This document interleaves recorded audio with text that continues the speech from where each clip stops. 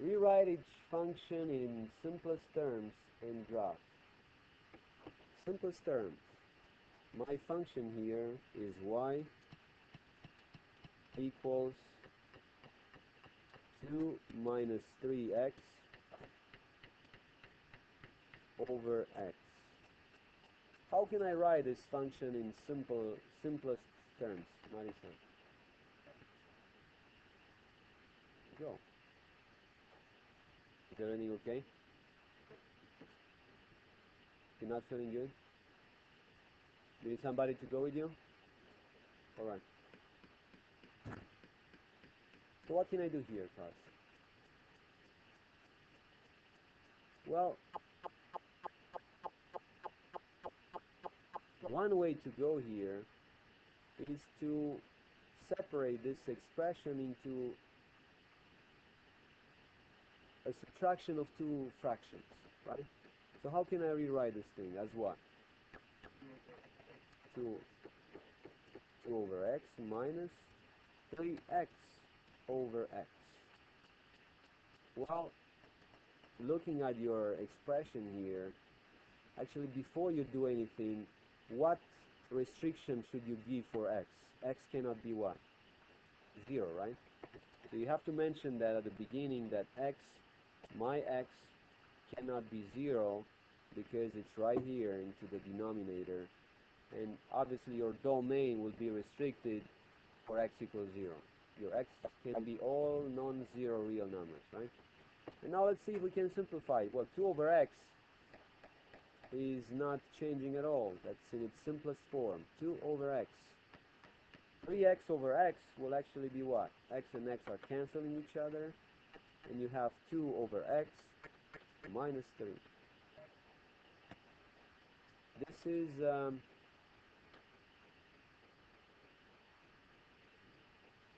the same function written in a simpler way, right? If I have to graph this function, what do I need to do next? What do we need here? To graph any function, as a matter of fact, right? What do you need? Count. You need to give values to your x. You need to make a table of values to see how your y is evolving here, right? Is changing, and that will give you points that you can plot in the coordinate system to get to the point, to have that graph, right? To have that function graph. So let's start with making a table of values here, right? This is my x, this is going to be my y, which is nothing else but 2x minus 3.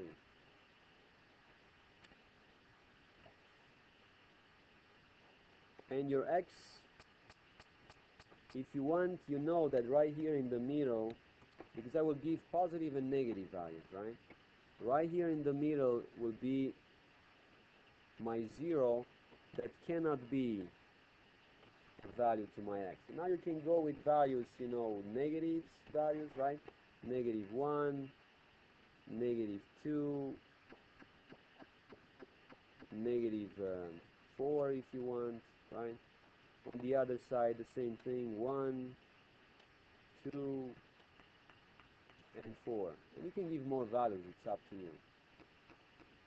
So let's see what's happening now. If your x, first question, actually, if my x will be a very, very small number, close, very big, -1 billion, what will be the value of 2 over that? Would be closer to what? If I have 2 over -1 billion, that will be what?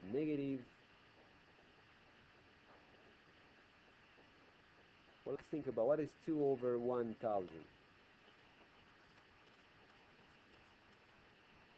Will be 1 over 500. Or if you want to write it as a decimal, is what? 0 point. You move your decimal point how many steps in what direction? 1, 2, 3, right? 0, 0, 2. Now, think about If I'm dividing that 2 by a billion, you know, how many zeros I have in a billion? Is it 9 zeros? So you're moving your decimal point 9 steps to the left would be a very, very small number. So as this x increases in absolute value, this 2 over x will pretty much be 0. Okay? And it seems to me that as I'm going all the way into to the left here, this y will be actually be 0 minus 3, and is going to be close to negative 3. Will never be negative 3, but will be approximately negative 3. Now, for x equals negative 4, you have what? 2 over negative 4, which is negative 1/2 minus 3, right? Well, negative 1/2 minus 3 is going to be negative 4.5, right? X equals negative 2. What do you get then? 2 over negative 2 will be negative 1 minus 3 will be negative 4. X negative 1, 2 over negative 1, negative 2 minus 3, negative 5. And what do you guys think if I will have negative 1/2 in here? I have negative 1/2 would be what? 2 over negative 1/2, which is what? Let's find out. What is 2 over negative 1/2? I have f of negative 1/2, right? Will be what? 2 over negative 1/2 minus 3. But 2 over negative 1/2 is nothing else but 2 divided by negative 1/2 minus 3 equals what? Angela, what is 2 divided by negative 1/2?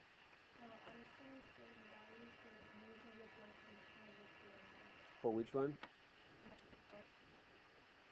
Negative 4. For negative 4 I have what? 2 over negative 4, which is negative, okay, negative 1/2, so it'll be negative 2, right? Negative 3.5, because I have negative 1/2, negative 0.5 minus that. Good. Now, getting back here, I have what? 2 divided by negative 1/2 will be 2 multiplied by the reciprocal of that, minus 3, which equals what? 2 times negative 2 is negative 4, minus 3, you have negative 7. So as you guys can see, if I will go with negative 1/2, I'm getting what? Negative 7. As I'm getting, you know, closer and closer values to my 0, my y will get bigger. Are you writing this down?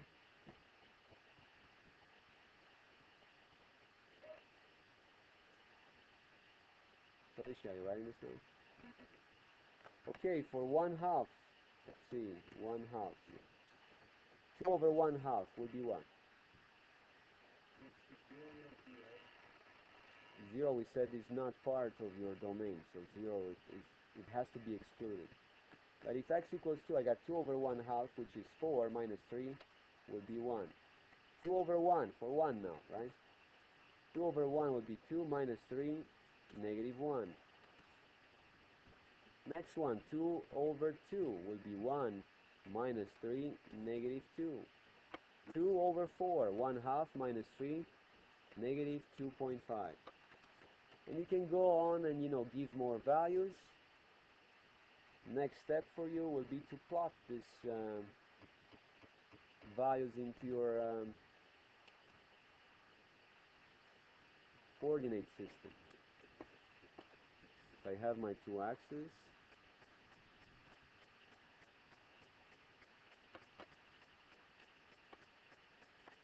that's y, that's x-axis, this is your 0, negative 1, negative 2, negative 3, negative 4, negative 5, and so on to negative infinity if you want, right? Positive infinity here. I have 1, 2, 1, 2, 3, 4. And let's see the points. For negative 4, negative 1, negative 2, negative 3, negative 4. For negative 4, my y will be negative 3.5. Now for y, I will use, you know, a different scale here. So let's say this is negative 1, negative 2, negative 3. Okay. Negative 4. So I got negative 3.5. That's going to be here somewhere, right between. And you have a line parallel to the x-axis to the negative 3.5, and the line parallel to the y-axis to the negative 4. Their intersection will be the point with the coordinates negative 4 and negative 3.5, right? That's your first point. Second one, negative 2 and 4, right? Negative 2, I've got negative 4. 1, 2, 3, 4, negative 4. Same thing, parallel line to each one of the axes to the two coordinates. And you have the other point, right? For negative 1, I'm getting negative 5, right? So for this negative 1, I'm going down one more step, and I have negative 5 right there. That's where your point is going to be. For negative 1.5, we said we get negative 7, right? My negative 1.5 will be here, halfway, and I have to go down to negative 7. That's negative 6, negative 7, right there. And that's where your point is going to be. And as you can see, my values will get closer and closer and closer to the y-axis and bigger in absolute value. So if I have to graph this side of my function, will look something like this. Oh, hold on, this is the curve.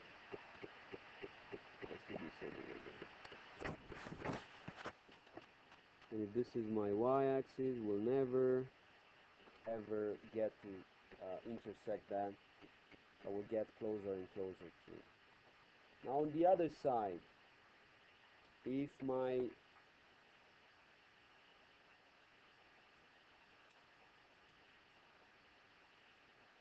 actually I have something that I put it wrong here. What did we said about your line? Will get closer and closer as your x decreases. Your line will get closer to what other line? To x to y equals negative 3, right? So I should use that as a reference here, negative 3, negative 3, 1, 2, 3. As you can see, your line will get closer to that value, but will never get to be, okay, now my graph looks better. We'll never get to have a negative 3 value. So we'll always approach that. Alright? Is it what? You need that. And we'll learn, you know, next year about what these lines are called. They're called asymptotes, right? But not now. The other one, the other side, you have for 1/2, you have 1, right? So your x is 1/2, your y will be 1, it's going to be right there. If your x is 1, your y is going to be negative 1. The point is going to be here. What's happening? 2, you have negative 2.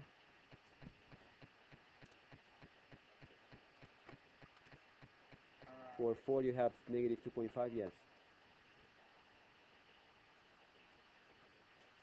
And we have the same thing on the other side. Your line will never get to intersect your y-axis. Will just get closer and closer to the y-axis. And the same thing with your negative 3. Y equals negative 3 will never touch that, will just go that way. Negative 3 will be an asymptote to infinity and negative infinity for your graph. And that's how you graph it. You may say y equals 2 over x minus 3. Was that our function? Okay.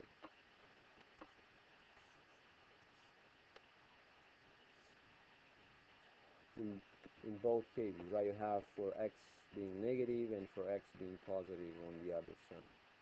This is the graph of a hyperbola, but we're going to learn about it, in the next years.